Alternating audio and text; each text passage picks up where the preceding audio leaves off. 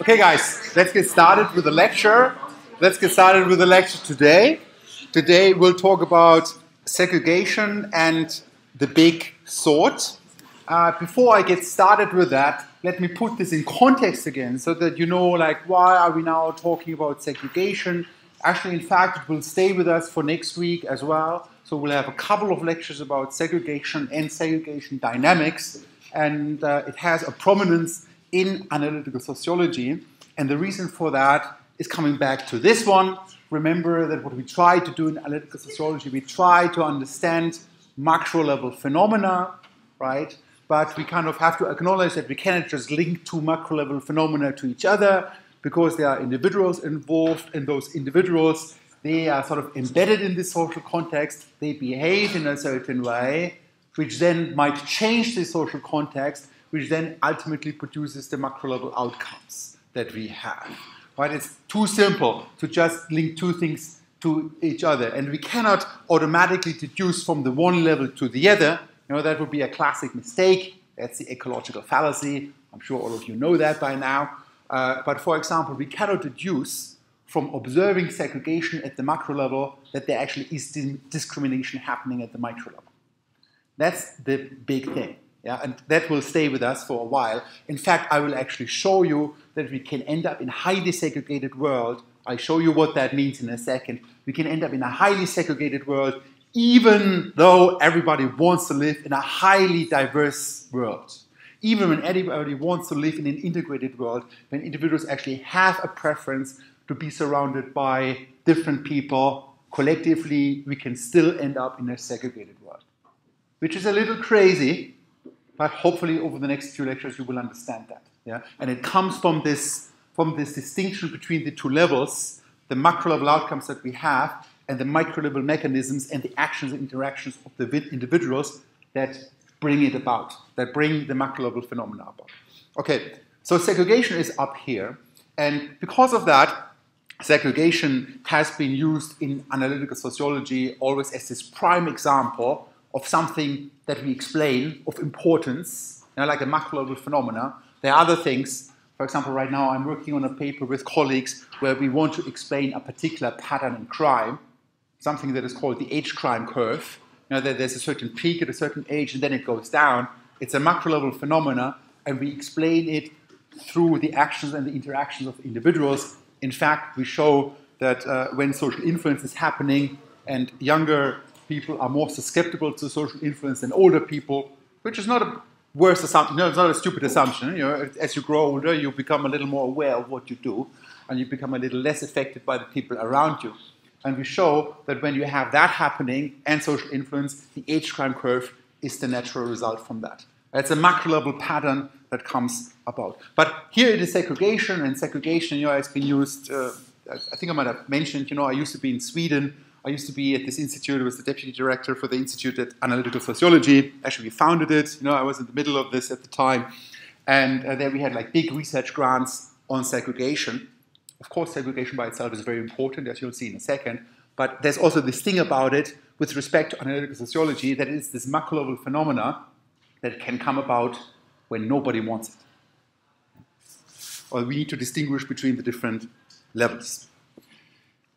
Anyway, so what I brought with me for today, so first I want to talk about segregation in general, you know, what it is, and you know, get you introduced to the phenomena where we observe it. And then I will devote most of the time today on the big sort, on the big move. The second one, I called that the big sort. That's based on the readings that you guys had to do for today to demonstrate one mechanism how actually more and more segregation occurs in our society today. And at the end, you know, I'll talk a little bit about what it means to be surrounded by similar people when you're in echo chambers, when you hear the same kind of things, and how these dynamics actually matter at the end for polarization.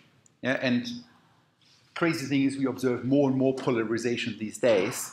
You could argue, okay, nowadays people can consume news in very different ways, but in fact of bringing us together, it rips us apart. Yeah?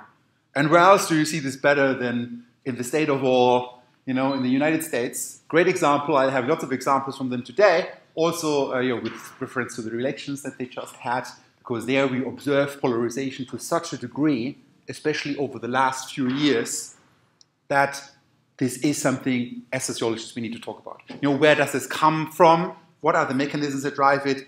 And I don't know, is there something we can do against it? Okay, but first let me give you a definition for segregation. We can define it as the separation of individuals into distinct parts of social life. What does it mean? Well, it's actually hard to think that just a lifetime ago, there used to be separate toilets for blacks and whites in the US. You would have to sit at different parts of the bus. It's kind of crazy. It's not like, I don't know, not 1970s, 1960s, 1970s. You know, it's less than a lifetime ago.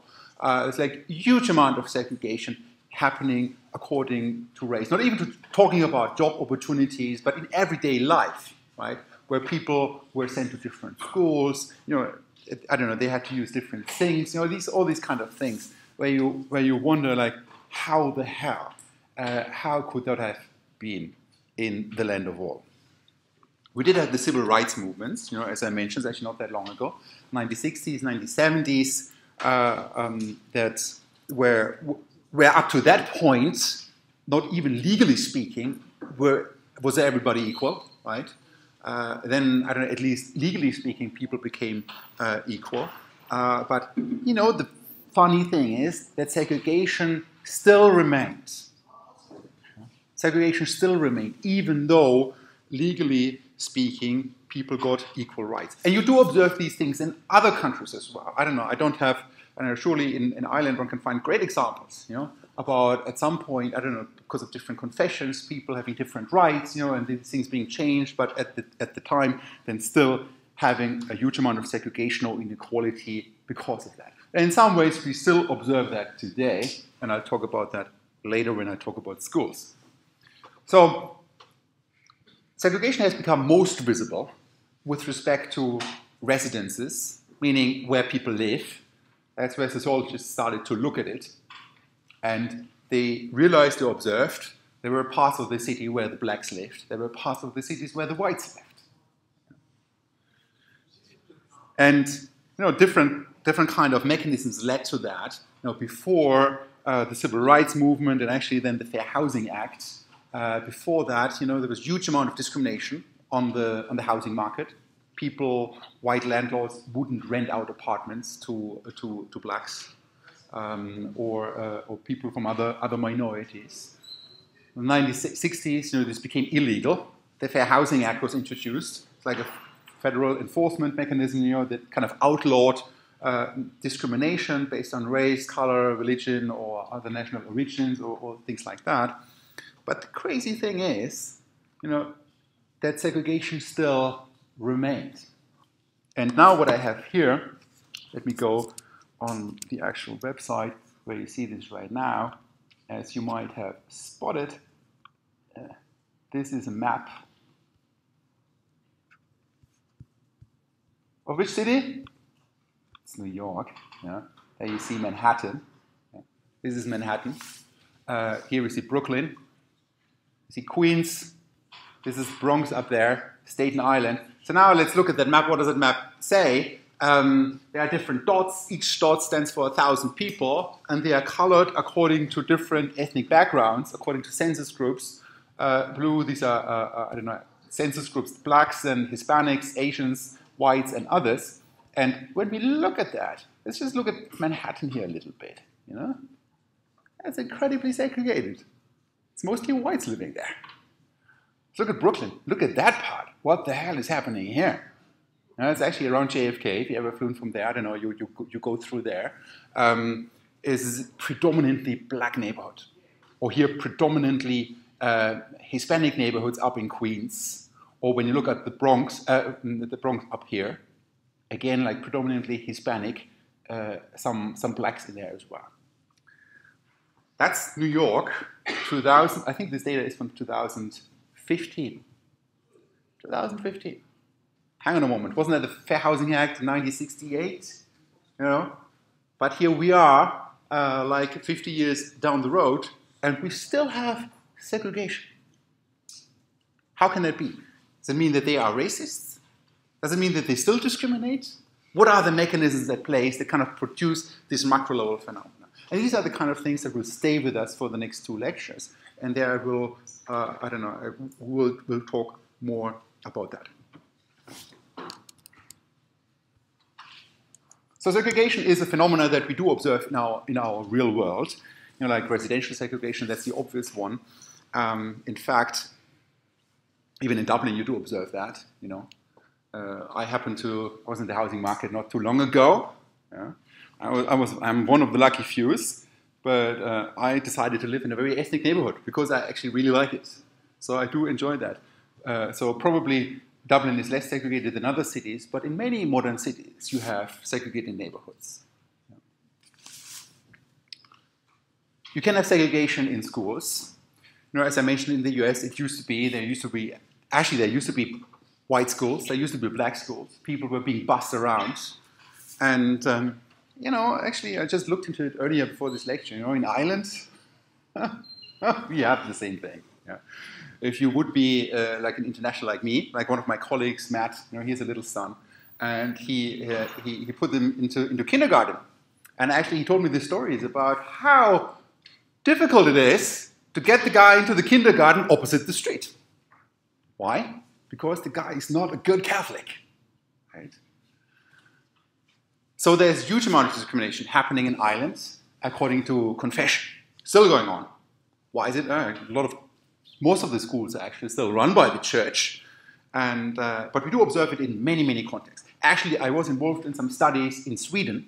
I used to live in Sweden for a few years, and you think Sweden, the land of equality, the land of unisex toilets, which is actually true. But there's also a huge amount of segregation in schools. Huge amount. And actually we looked at it, how can that be? You know, how can that be that foreigners or ethnic minorities end up in certain schools?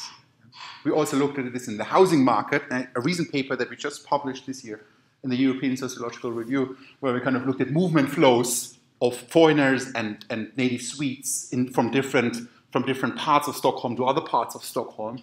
And we kind of showed which mechanisms drive that. There was basically ethnic avoidance, that native Swedes didn't move into neighborhoods where lots of foreigners already lived. And we talked about that last time, how we have tipping points, you know, like, I don't know, how historically when the population of ethnic minorities reach a certain level, that then how very quickly the rest of the native population moved out of these neighborhoods. So we see it in schools. But, you know, it's actually, you don't have to look that far. You can see it in workplaces as well. And, you know, it's not necessarily bound to ethnicity, but just look at the number of folks who teach you here at the university, the number of the professors that you have. Normally, there are male dudes with gray hair and beard, right? It's actually pretty typical. Actually, the amount of female professors is incredibly low. While when you see the amount of female students among you guys, it's actually incredibly high. So what the hell is happening? Something is going on there in between, right? But also, when you think about the people that cleaned this place after you left, yeah? Where do they come from? What kind of ethnic background do they have? Yeah? So you see huge amount of segregation when it comes to the workplace. The area that I'm most interested in, because this is what all my research is about networks, you can see what we call network segregation. Network segregation refers to this phenomena where the people around you are incredibly similar to you. Your friends are incredibly similar. You know, actually in my world, my friends, they all have a fucking PhD. And it's not that I kind of interview them and say, okay, please show me your PhD, and then I'm thinking about whether to become your friend. I hope I don't, you know. You see, there's something else is happening there. What is happening there? Actually, what happened is I met them at the university. Actually, I know most of them from, I don't know, my graduate studies, and we became friends because we went to the same place, and now we are friends, and now my world is incredibly biased. So now I always try to talk to lots of different people because I'm aware of these kind of things, because I'm studying it, yeah? But most of the time you're not aware of that, about how the people that you are connected with are actually not representative of the population at large. You know, they are often incredibly more similar to you. And not just in terms of their education, but I guess the same thing holds for you too, because you're here at the university, right? But it also holds for age. Yeah? Most of the friends that you have are actually in the same age bracket than you, right? It holds to many other phenomena. So this is sort of a very interesting thing. I've studied this in a couple of different contexts. Actually, I looked at this in the context of criminal networks, where I looked at network segregation with respect to ethnicity in a youth gang in London, about who's co-offending with whom. Turns out they like to co-offend with others from the same ethnic background. Yeah. So we observe segregation in many different domains, or I don't know, you could call that a foci, like housing, schools, workplace, and so on. But then you can also observe it, as I already mentioned, according to different attributes, according to age, the people that you know, according to sex, or according to ethnicity. So we do observe segregation according many different dimensions, where we can put that together. And actually, surprisingly, most of the time people study that little area down there. I have a little piece of research where I try to extend that, and this would be one of those other ideas, great ideas for a master's project or another project, because once you extend that, once you kind of look at different dimensions simultaneously at the same time, then you create these weird scenarios where they amplify each other, right? Where sort of you separate according to one dimension and then you separate according to others as well. So actually I did a couple of simulation studies and showed that once you kind of look at more dimensions, actually we have a faster segregation occurring, or it's more likely that segregation occurs. So why would we talk about segregation to begin with? I don't know, we are sociologists, we're interested in these kind of things, but there are also some real-world consequences of segregation. For example, there's political isolation, there's linguistic isolation. It starts with the words that people use. That's kind of crazy when you think about I have another PhD student who actually looks at the kind of, or used to look at conversational dynamics, the kind of words that we use and how we align with the people around us.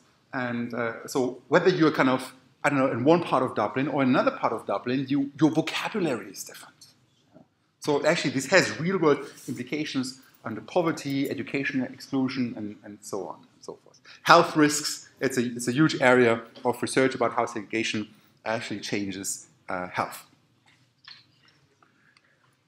Okay, so that's now segregation in general. And now let's talk a little bit about what Bill Bishop called the big sort. Yeah? So now this refers to the reading that you guys had to do for today. Again, this is a bit of a light reading. The guy's a journalist too, but I do like these kind of publications. There's something to it. They're easy to read, they're interesting. And he writes about this phenomena of like-minded people in the US, how they cluster, how that can be, and how it comes about. So he's this journalist living in Austin, Texas at the time. Texas, it's pretty Republican down there. It's pretty much as it gets. A couple of years ago, I was a visitor there for a couple of weeks, as one does as a scholar once in a while. So I was there with my cute little rental car, the biggest car that I ever rented, Toyota Yaris. Normally I'm driving these Minis because I just like them, I don't know. They're just cheaper, to be honest, I don't really care. So I drive around with my Toyota Yaris, and there's all these Hammers and Dodges and Rams around me, and I'm just really intimidated, not just by those guys, but also because of the guns they have in their back, right? The cowboy hats that they have on, and probably the political attitudes that they have, and me being the European, I don't know, the cosmopolitan liberal guy, yeah. So I pretended to be a Republican for a while. Because I wanted to, seriously, while I was there, they just had passed this law, that as a student at the university, you can wear a gun, right? I wouldn't want to teach there. I don't know, I know sometimes I'm saying inappropriate things, but, can you imagine there would be somebody with a gun, yeah? I don't know, it's like a crazy place. But now Austin, Texas comes into play. Has anybody ever been to Austin in Texas? Somebody has been, yeah? So Austin, Texas is sort of like the odd man out here. It's sort of that cool place. This is where you want to be. So if you want to go to Texas, at least as a European, you want to go to Austin, Texas. Why? There's like a good vibe there, there are good restaurants, there's like a hipster feel, good music scene. And actually, as it turns out, it's overwhelmingly Democrats that live there. And that's where Bill Bishop now comes into play. The guy lives in Austin, Texas, and you observe that for some reason, I don't know, his constituency in Austin, Texas is like overwhelmingly Democrat. voting for Democrats, and there's just one Republican in the neighborhood, yeah? While in the rest of Texas, or just a little bit outside of Austin, it's the complete opposite. So hang on, so how can that be? Or is this sort of a new thing, right? Or what does it mean? So actually, when you look at the numbers, and that's what Bill Bishop did in this book, you know, he presents this nicely, I think. He observes that over the last 30 years, Americans dramatically clustered in such a way that they live now around people who think and are like themselves. So they live in neighborhoods. A Democrat is more likely to live in a neighborhood where lots of other Democrats live. If you're like more traditional, if you're a churchgoer, you're more likely to live in a neighborhood where other more traditional churchgoers live. And we can actually back that up. Yeah? So we can back that up, for example, when we look at election data, voting. And when we go into that, between the 1970s and now this is data from 2004, the gap in votes for the Republicans and the Democrats in the US, you know, they increased in over 2,000 counties. So in total, there are around 4,000 counties. So in over half of them, the gap between these two big parties increased. It became more extreme, either into the one direction or in the other. Right? While only in a fraction or only in 1,000 counties, the gap actually became smaller. So in a significant larger number of counties, this difference increased. And it's not a phenomenon that is limited to the US. Actually, in fact, nowadays, you observe that all over Europe, when you look at elections, how people seem to go to the extremes, either at the very left or at the very right, new parties form, and so on. So what is going on?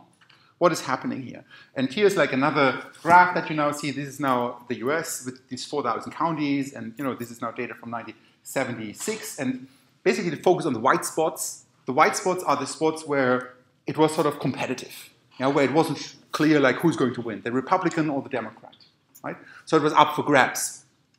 While nowadays, when you look at the states, it's actually in most of the counties, actually it's already clear who's going to win. It doesn't really matter, and it's even more bizarre when you look at the presidential elections, that the presidential elections really depend on this one or two states, right? Like these swing states. They can either go into the one or the other direction. It's a handful of those. And they decide for the rest of the country. While in the rest of the country, it seems to be, I don't know, you're a lost cause. When you're a Democrat and you're voting for a Republican in Texas, it's a lost cause because most of the other, there are so many Republicans out there, your vote is not going to make a difference in a way. So basically what this graph here shows, there are fewer white spots. That means there are fewer of these swing states nowadays. So in most of the counties, it actually became more extreme. It became more polarized, so to speak.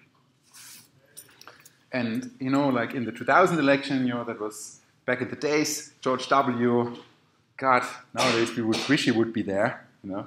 It's one of those things over the days. The other guy is Al Gore. It was like one of the closest presidential elections ever. In fact, the total vote, like Al Gore had more votes at the time, but George W. was elected. However, in almost 50% of where the voters lived in those communities, there actually was no close difference at all. Even though it was the closest election ever, most of the people didn't experience it like that. For most of the people, it was either Democrats or either Republicans. Right? So you see how this creates these echo chambers, and this is where we're going today, where certain attitudes, certain opinions get reinforced. When you're only exposed to a certain kind of people, well, this is all what you hear, right? So I hardly ever speak to people because I just don't. Because all my friends have been, well, not all, but most of them are from the university background. I'm not exposed to different parts of society as much as I should be to observe what is going on. So we see parties drifting apart from each other, right? The question is this actually really true? You know, and actually it is true. When we look at, again, some data from Bishop, this just shows you from the 90s, now in the long run, like over 50 years, I don't know, the counties with landslide wins for Republicans and the counties with landslide wins for Democrats, and where it was like competitive and so on. And what you see is that it becomes more extreme. Yeah, it becomes more separated. Actually, it becomes more segregated here along party lines. Another thing that we observe, this is now also some statistics from Bishop about churchgoers, people that go to church, and the kind of party that they vote. What you see is, first of all, more people seem to go to church, but I don't know, we can discuss about that. That's maybe because there are more people to begin with. But what you should actually check out right now is the difference between the blue lines and the red pinkish lines. You see, when we kind of go to 2000, actually this difference becomes bigger than it used to be in the 1970s. In the 1970s, there was no difference. You were not more likely to go to church when you were Republican or when you were a Democrat. But in the 2000s, that changed. Yeah? When you were a Republican, you were more likely to be a churchgoer than when you were a Democrat. Okay, there's a couple of other statistics I could show you, but this is like a graph that I just pulled from the internet today, from the Pew Research Center, where you see like how Democrats and Republicans differ on a scale of political values. You see the distribution, yeah, and you see how the distribution gets apart from each other, like how people who vote for the different parties actually become more and more different in their political values. So we seem to separate. Yeah, and I don't know, some data from Obama times against Romney voters, where voters actually are very different on certain issues. But let's not talk about that too much. So anyway, so what we do observe is that Americans are increasingly living in communities and neighborhoods whose residents share their values, and they are increasingly voting for candidates who reflect those values. This is now based on the US, but we observe this in other parts of the world as well.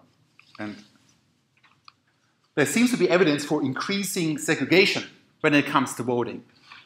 Now you would think, hang on a moment, aren't we all becoming nicer? Aren't we all becoming, I don't know, more communicative? Aren't there new ways of communicating with each other so that we can reach each other in a way?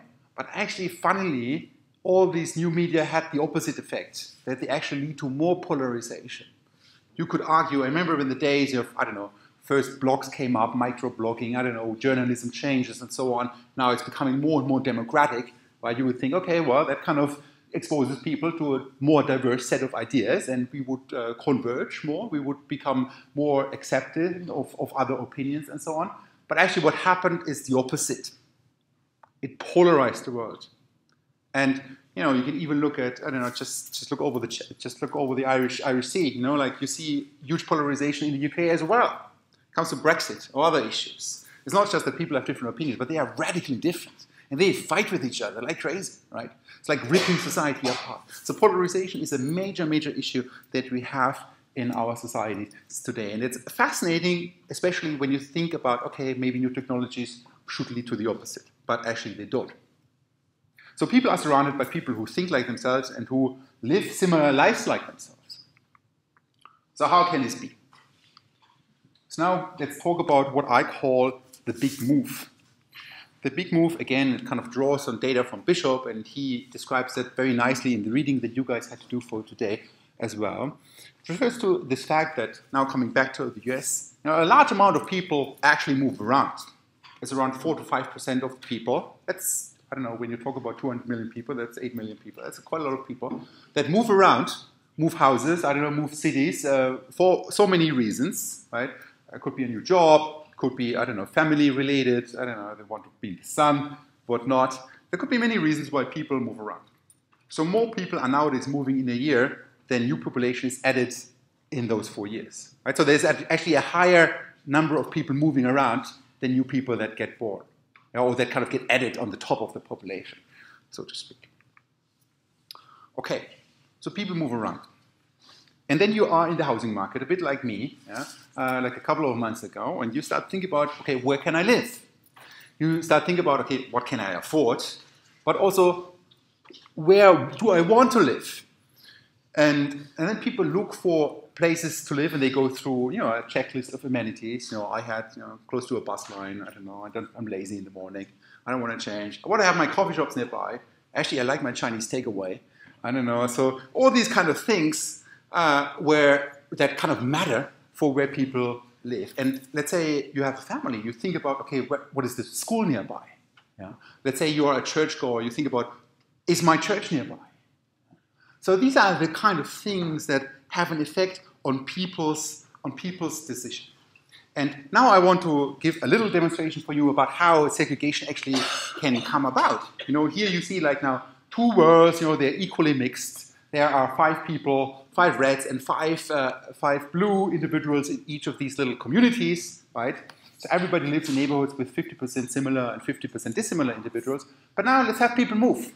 They move. They decide, I want to live over there where the church is. Or I want to live there where where the art gallery is, or something like that. And as soon as you have like a little preference for individuals having a certain set of priorities, you can end up in a scenario where people move and suddenly we are in a segregated world. And suddenly, in this little example, now everybody is surrounded by others who are similar to themselves. And people are not exposed to different ideas anymore. So coming back to the US, here we observe that people who moved from Republican counties were very likely to settle in other Republican counties. So you can actually go and look into the data, like where did somebody move from, where did that person go to, right? And you will observe that when they come from a Republican county, they are more likely to end up in another Republican county. Or people who left counties with a high proportion of evangelicals are largely moved into counties of similar faith. So we can actually show that patterns of migration are linked to culture, faith, and politics. And when that happens, then people were clustering in communities of like-mindedness, and not just geographically, but churches grew more politically homogeneous during this time, and so did civic clubs, volunteer organizations, and blah, blah, blah, parties, and so on. People weren't just moving, the whole society was changing. And that's like one of those bigger changes that is happening. It might happen slowly, but when you look at the data, when you look at 50 years, it's a dramatic change that is going on. And that's the one that Bishop describes in his book. So in every corner of society, people were creating new, more homogeneous relations. Churches were filled with people who looked alike, and more important, thought alike. And nowadays, this is the situation where we're in.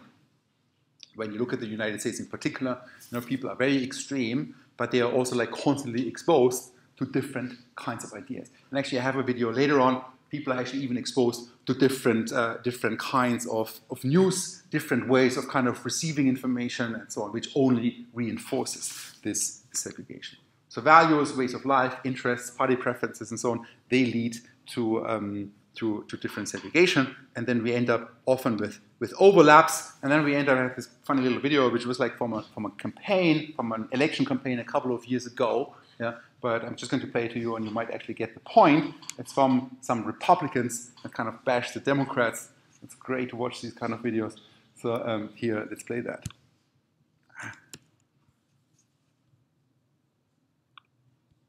What do you think of Howard Dean's plans to raise taxes on families by $1,900 a year? What do I think?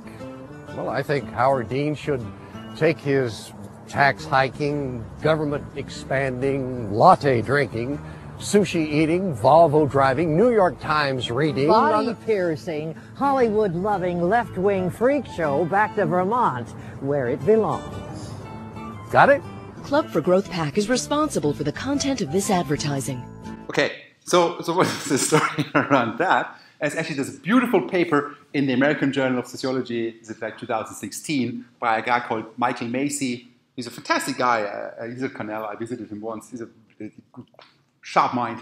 And he wrote this paper with some of his students, Why Liberals Drink Latte. Right? Why is it that actually these things tend to correlate? Yeah? That we are the Volvo driving, left-wing, sushi eating, and latte drinking, freak show, that lives in Vermont. You know? And so we do find overlaps. And in the paper by Michael Macy and others, Why Liberals Drink Latte, he actually shows very nicely that these kind of things can come about almost by chance. As soon as you have social influence happening and social selection at the same time, if you have these mechanisms operating at the same time, we have polarization occurring. So, in this case, Bishop, he kind of describes Democrats as wanting to live by their own rules, hang out with friends in the park, listen to the morning radio, watch network television, I don't know, apparently are more likely to own cats.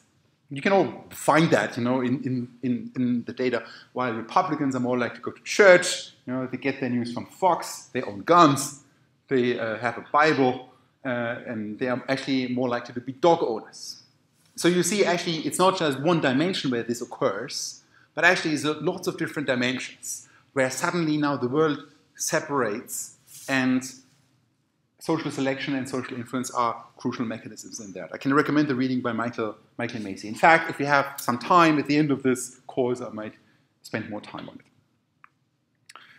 Okay, so well, there are the differences between Republican counties and Democratic counties. I don't want to get too much into it. The story is the following, that an unprecedented opportunities for mobility, and nowadays we are more likely to move around. That's just how our life is. The generation of our parents, and my parents, God bless them, they were actually born in the same village, you know. They were born in the same street. And then how cute is that? My dad walks by the house of my mom.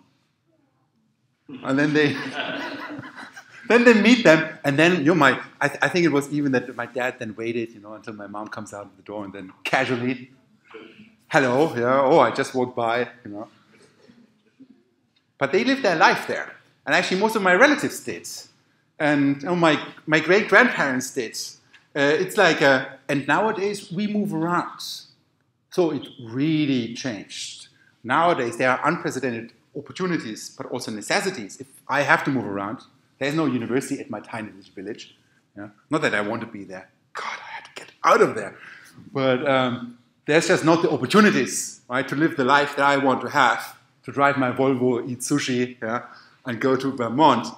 So unprecedented opportunities that we had of mobility did not lessen segregation, as your intuition might tell, or your intuition might you have suggest, but actually it increases it. So more people move around, and they start sorting each themselves into certain parts, into separate parts of society, and there we are at segregation. So over the last 30 years, Bill Bishop shows that Americans dramatically clustered in such a way that they live now around people who think and are like themselves. So what does this lead to?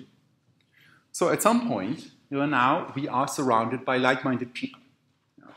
And hopefully you understand now that this is an increasing phenomenon, right? That this mobility and freedom of choice actually leads to more segregation that we observe. And then things happen, and I have to play this just because it's just happened yesterday. I wanted to challenge you on one of the statements that you made in the tail end of the campaign in the midterms. That here we go. That, well, if you don't mind, Mr. President, that this caravan was an invasion. As you know, Mr. President, I consider it to be an invasion. As you know, Mr. President, the caravan was not an invasion. It's a group of migrants moving up from Central America towards the border with the U.S. Thank you for telling me that. I appreciate it. Why did you characterize it as such?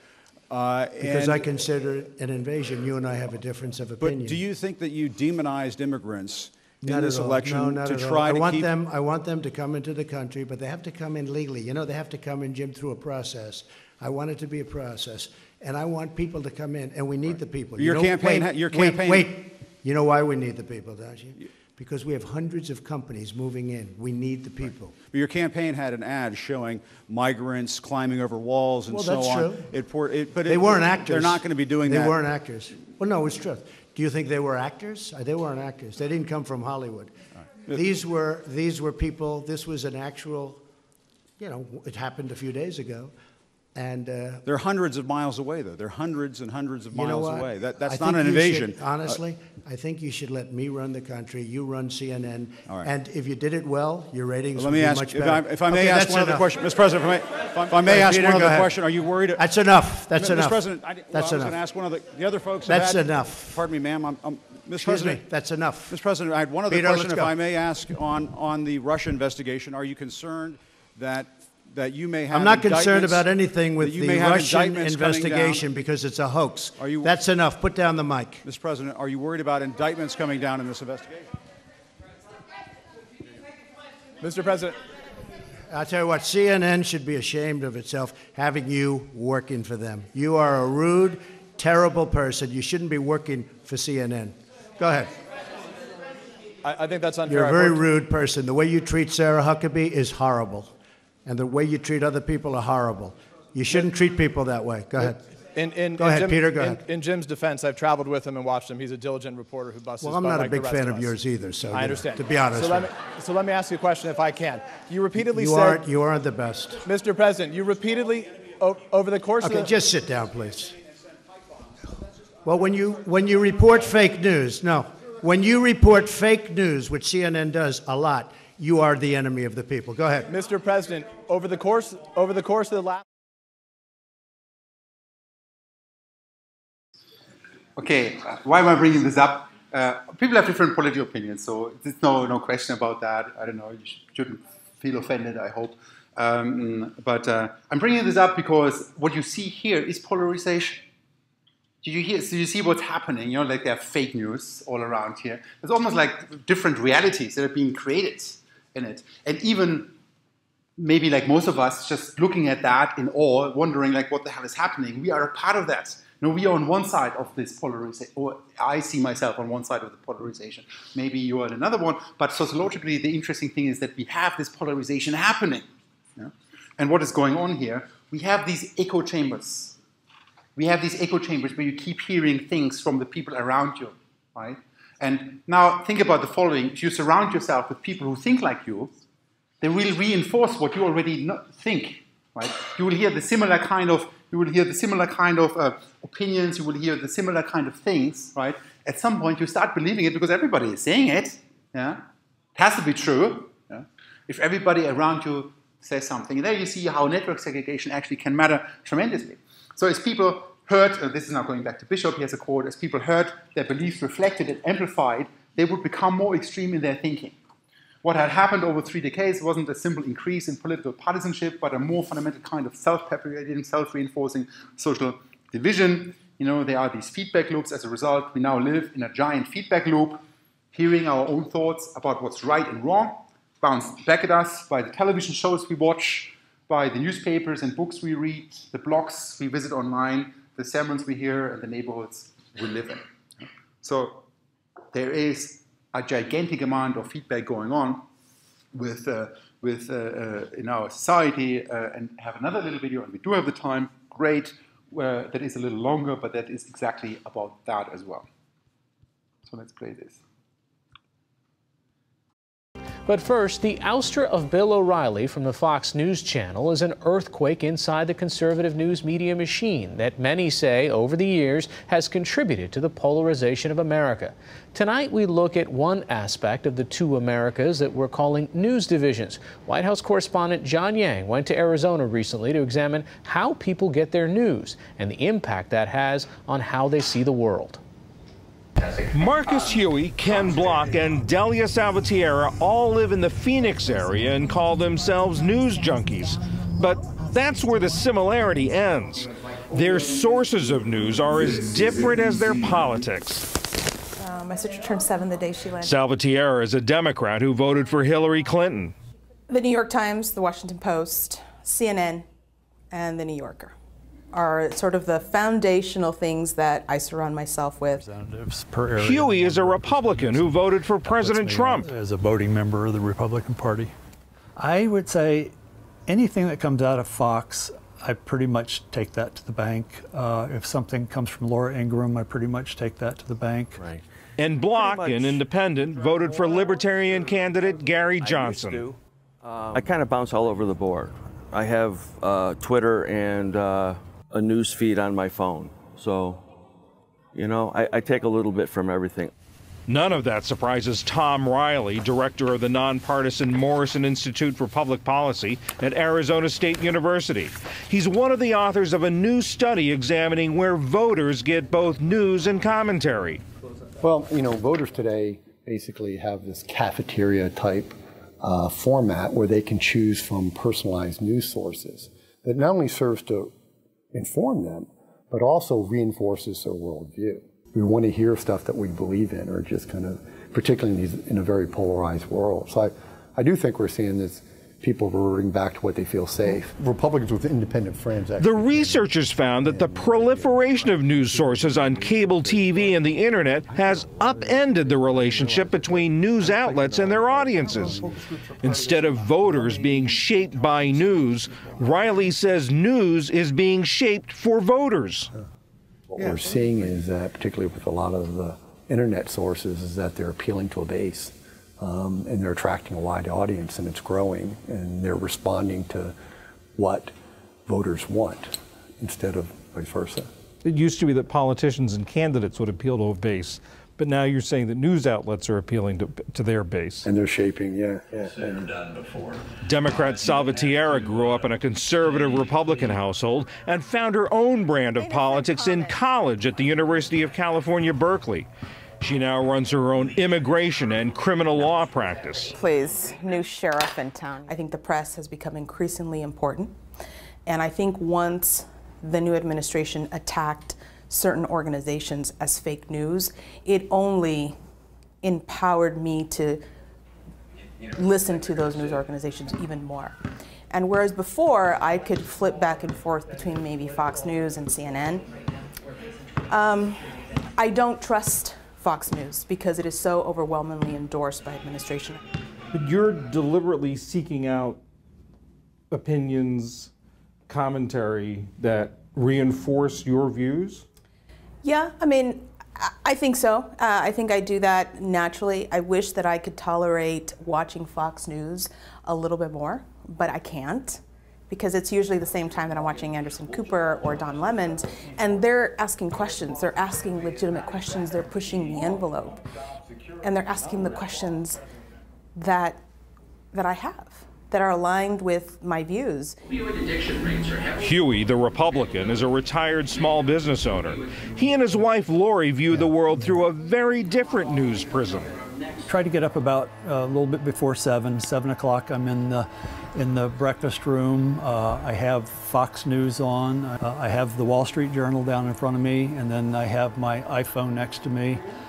And if there's no breaking urgent news on the TV, then the first thing I do is I'll go check my phone and look through my Facebook wall to see anything that I might have missed through the night. You said whatever you hear from Laura Ingraham and from Fox, you feel confident in. I have a track record and a history with them, and I feel they both have been reliable and haven't really let me down that often. Breitbart, I feel good about it, but if it's some kind of a startling headline, I might hold back and look for other opinions. CNN and MSNBC, I feel it may not be fake news, but I feel that those organizations, unfortunately, I think they would like to see Trump be a one-term president. Okay, let me stop it here. You know, I might put the whole video up online. But you see, actually, you can even see this from a bigger picture. A little exercise, Google something, yeah, and have your grandma Google it on the little Amazon Fire tablet that you gave her as a present last Christmas, and have her Google the same thing, and you find very different things. So actually, it's not only news anymore. It's actually everything that we kind of how we. When I Google myself, I always find myself. It's crazy, yeah. It's probably because I Google myself, yeah? As we academics do. So try that. We have a reading for next week. Now we talk about the dynamics underlying segregation. Great paper by Thomas Schelling, Nobel Prize winner on micromodals and macro behavior. Yeah. See you next week.